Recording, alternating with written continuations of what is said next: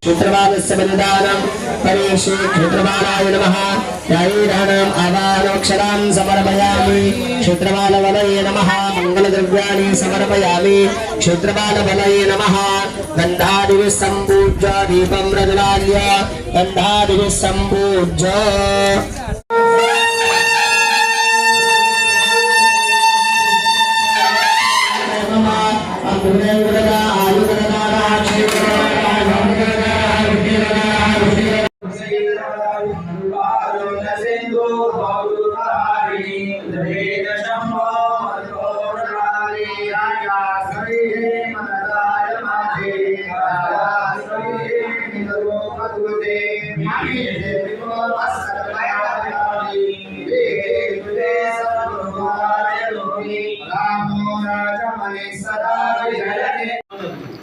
दोस्तों नमस्कार, मैं अष्टानंद पांडे। आज मलाड पश्चिम मनोरी परम पूज्य स्वामी गगनानंद जी महाराज के आश्रम में हम लोग मौजूद हैं और आज का दिन एक बहुत ही शुभ अवसर है क्योंकि आज के टाइम रामनवमी है। रामनवमी का उत्सव मनाया जाएगा। इसके लिए मैं आचार्य जी आपको सबसे पहले रामनवमी की शुभकामनाएं और मैं चाहूँगा कि मुझे आप आशीर्वाद दें। आज यहाँ पे जो आश्रम में महाराज के आए हैं, अक्सर देखा जाता है कि हिंदू समाज में जब भी किसी देवी देवता का प्राण प्रतिष्ठा किया जाता है, लेकिन ये जो महाराज जी थे, सदगुरु थे, सिद्धि पुरुष थे, क्या इनके प्रतिष्ठा प्राण में दोनों में क्या अंतर है? ये प्राण प्रतिष्ठा के लिए जो जजमान होते हैं वो किस टाइप के होते हैं, कौन लोग हो सकते हैं, इसके बारे में बताएं। श्री गणेशाय नमः। गुरुर्ब्रह्मा गुरुर्विष्णु गुरुर्देवो महेश्वरा गुरु साक्षात परब्रह्म तस्मै श्री गुरवे नमः। आजच्या दिवशी या पुण्य पवित्र काळामध्ये आज मुख्य रामनवमीचा उत्सव आहे। ह्या रामनवमीच्या निमित्ताने सद्गुरूंची श्री गगनानंद महाराज यांचा आज प्रकट दिन आहे। या निमित्ताने सर्व भाविकांनी ठरवल्याप्रमाणे आजच्या दिवशी प्रकट दिनाच्या दिवशी श्री सद्गुरू गगनानंद महाराज यांच्या या प्राणप्रतिष्ठा सोहळ्यासाठी भाविकांना भरपूर रामनवमी व या सद्गुरूंच्या प्राणप्रतिष्ठेसाठी आधी मी त्यांना धन्यवाद करतो की त्यांनी आज हा मोठा उत्सव साजरा केला। या उत्सवाच्या मागे ह्या सर्व श्रद्धांनु भक्तांनी आजच्या दिवशी या पूजेसाठी सर्वात प्रथम आपण या ठिकाणी या साधू महाराजांची म्हणजे देवामध्ये जे देवपण तयार होतं, ज्यावेळेस मूर्ती घडवल्या जाते, ह्या मूर्तीसाठी विशेष काही संस्कार सांगितलेले आहेत। त्या संस्काराच्या माध्यमातून प्रथम आपण ह्या देवांची सद्गुरूंची ग्राम मिरवणूक आधी काढण्यात आली। त्यानंतर पूजेच्या दुसऱ्या दिवशीपासून सुरुवात झाली। प्रधान संकल्प करून आपण या ठिकाणी गणेश पूजन परिपूर्ण केलं। त्यानंतर देवांचे संस्कार म्हणजे आधी सांगितलं की जलादिवास ह्या मूर्तीमध्ये जे कला निर्माण व्हायला पाहिजे हे त्यामार्फत निर्माण व्हावी। त्या मूर्तीतलं जे निगेटिव्ह आहे, अशुचित्व आहे ते दूर व्हावं, त्यासाठी मूर्तीला आपण जलादिवास केला। त्यानंतर धान्यादिवास केला आणि त्यानंतर आपण शय्यादिवास केला आणि मूर्तीमध्ये देवकला सानिध्य प्राप्त व्हावे त्यासाठी देवांची प्राणप्रतिष्ठा सोहळा आपण या ठिकाणी केला। प्राणप्रतिष्ठा म्हणजे काय तर देवामध्ये ह्या मूर्तीमध्ये प्राण आला पाहिजे। जशा आपल्या शरीरामध्ये पंचप्राण आहेत, ह्या प्राणाचं आवाहन त्या ठिकाणी केले जातं। त्या आवाहनाच्या मार्फत देवामध्ये मूर्तीमध्ये प्राण येतो आणि हे मूर्तीमध्ये प्राण आल्यानंतर जे भाविक दर्शनाला येतात, त्यांच्या मनोकामना असतात, इच्छा असतात, त्या इच्छा ह्या देवांमार्फत सद्गुरूंमार्फत पूर्ण व्हाव्या त्यासाठी ह्या देवांची या सर्व श्रद्धा असणाऱ्या सर्व भाविकांनी मनोभावे पूजन केलं, प्राणप्रतिष्ठा केली आणि मोठ्या उत्साहामध्ये आजच्या या रामनवमीच्या दिवशी मुख्य त्यांचा प्रकट दिन आहे म्हणून त्यांनी हा दिवस आज प्रामुख्याने निवडलेला आहे। सर्व त्यांचे जे श्रद्धावान भाविक आहेत ह्या सर्व भाविकांनी श्रमदान असेल, अन्नदान असेल किंवा धनदान असेल यांच्या मार्फत या सद्गुरूंच्या मार्फत ह्या कृपेसाठी हा आज मोठा योग घडून आला असं आपण त्याला म्हणू शकतो। म्हणून आजचा हा दिवशी देव, सद्गुरू आणि आई वडिलांनंतर जे येतात ते सद्गुरू, म्हणून आधी सद्गुरूंना मान आहे, नंतर देव किंवा देवे यांच्यातला हा मोठा एक फरक आहे। म्हणून ह्या सद्गुरूंच्या मार्फत आपल्या इच्छा पूर्ण व्हाव्या आणि आपल्या संसाराला एक कलाटणी मिळावी आणि आपल्या धर्म अर्थ काम आणि मोक्ष यांनी चारही पुरुषार्थाचा उद्धार व्हावा, त्यासाठी आजच्या दिवशी ह्या सद्गुरूंची स्वामी गगनानंद महाराजांची प्राणप्रतिष्ठा सोहळा या ठिकाणी आम्ही संपन्न केलेला आहे. धन्यवाद.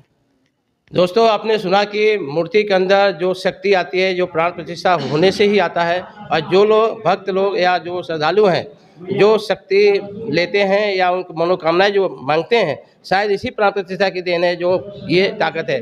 लेकिन एक बात और है महाराज, मैंने विधि पूछा है कौन सी विधि यहाँ पे हुई है, क्योंकि 3 दिन तक विधि चली है, तो वो विधि में पहले दिन में क्या हुआ, दूसरे में क्या हुआ, तीसरे में क्या हुआ, इसे बताएं। पहिल्या दिवशी मूर्तीची मिरवणूक झाली. मूर्तीला सगळ्या गावामध्ये आपण मिरवणूक काढली आणि फिरवून आणली. त्या दिवशी फक्त आपण देवाला जलादिवास केला.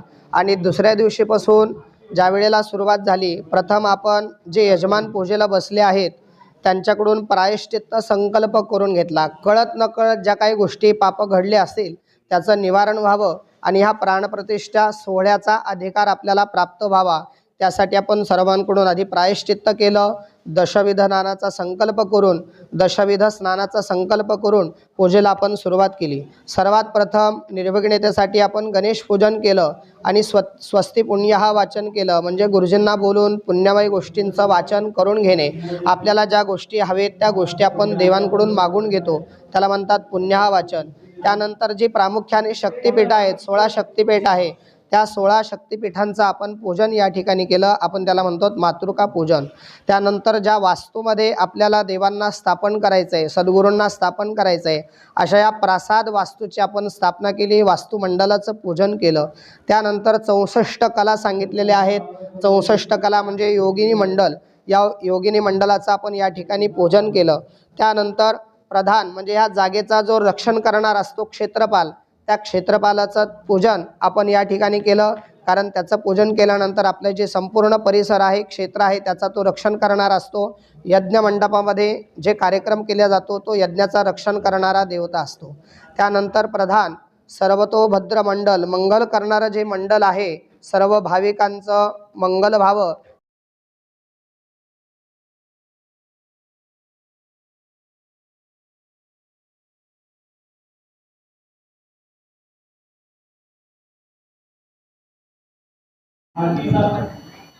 त्यानंतर आपण अग्नी उत्पादन केलं.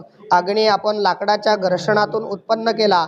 असा हा शुद्ध अग्नी आपण हवनामध्ये होमकुंडामध्ये घेऊन त्या अग्नीच्या द्वारे आपण देवांना तृप्त करणे. शास्त्रात सांगितलंय अग्निर्वै मुखम, अग्नी हे देवांचं मुख सांगितलेलं आहे. म्हणून ज्या देवांची आपण स्थापना केली त्या देवतेंना त्या अग्नीच्या मार्फत आपण प्रत्येक देवतेला आहुती दिलेली आहे. त्यानंतर देवांच्या आहुती झाल्यानंतर मूर्ती शुद्ध करण्यासाठी कुटीर होम सांगितलेला आहे. म्हणजे ज्या ठिकाणी मूर्ती घडवल्या गेली त्या ठिकाणी ते हवन करायला सांगितलं आहे. त्या ठिकाणी जे मूर्तीमध्ये पाषाणामध्ये जे दोष आहेत ते निवारण करण्यासाठी आपण कुटीर होम केला. त्यानंतर शांतिक पुष्टिक देवांचं जो उग्र रूप असतं हे निवारण म्हणजे शांततेत व्हावं, ते निवारण व्हावं, त्यासाठी शांतिक पुष्टिक नावाचं आपण हवन केलं. त्या सद्गुरूंच्या परिवाराचं हवन केलं, पर्यायी हवन. त्यानंतर देवांचं मूर्ती लोकपाल, मूर्तिपाल असे 2 प्रकारचे वेगवेगळे हवन केले. ह्या कार्यक्रमाची सांगता देवांचं स्नपन केलं. सर्वात महत्त्वाचं प्रथम देवांचं आपण स्नपन केलं, स्नपन विधी केला. देवांना वेगवेगळ्या औषधीने स्नान आपण या ठिकाणी घातले. त्यानंतर देवांना आपण गाभाऱ्यात आणून प्रतिष्ठित केलं. त्यांचे विधीपूर्वक प्राणप्रतिष्ठा करून स्थापना करून त्यांचं आपण या ठिकाणी सर्व प्रकारे विधियुक्त पूजन केलं. त्यानंतर कर्माची सांगता, बलिदान, पूर्णाहुती आपण केली आणि त्यानंतर मंगल आरती आपण या ठिकाणी केलं. सर्व भाविकांच्या श्रद्धेने हा कार्यक्रम अत्यंत उपस्थित असलेल्या सर्व भाविकांच्या मार्फत अत्यंत हा यशस्वीपूर्ण कार्यक्रम या ठिकाणी संपन्न झाला. त्यासाठी सर्व गावकरी आलेले सगळे मंडळी यांना मी धन्यवाद देतो. त्यांनी आमचा सर्वांचा सत्कार करून आलेल्या सर्व भाविकांचा सत्कार केला, त्यासाठी मी त्यांना खूप खूप धन्यवाद देतो. जय श्रीराम.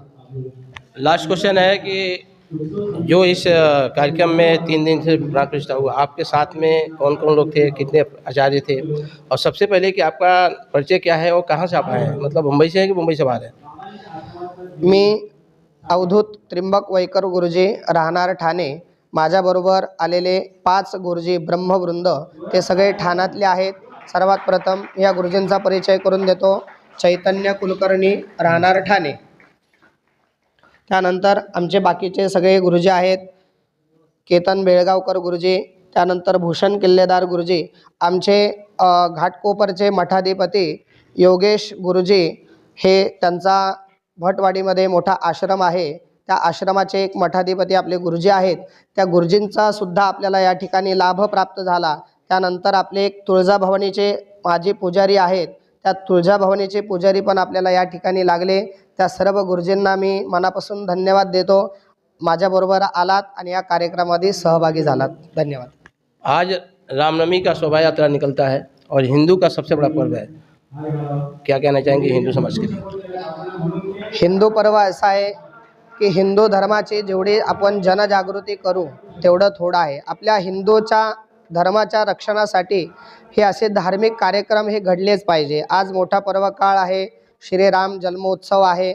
आजच्या दिवशी प्रभुराम श्रीरामचंद्रांनी अवतार घेतला आणि जे संहार म्हणजे जे राक्षस वृत्तीचे होते त्यांचा संहार करून ह्या पूर्ण भारतवर्षाला एक असं सांगितलं, संदेश दिला की आपल्यामध्ये ज्यावेळेला धर्मामध्ये असं काही घडेल त्यावेळेस शत्रूंचा नाश, आता शत्रू नाही पण शत्रू बुद्धी असणारे लोक भरपूर आहेत, म्हणून हिंदू संस्कृतीमध्ये वाढावे त्यासाठी ह्या सर्व शत्रूंचा नाश करण्यासाठी प्रभू श्रीरामचंद्रांनी जन्म घेतला.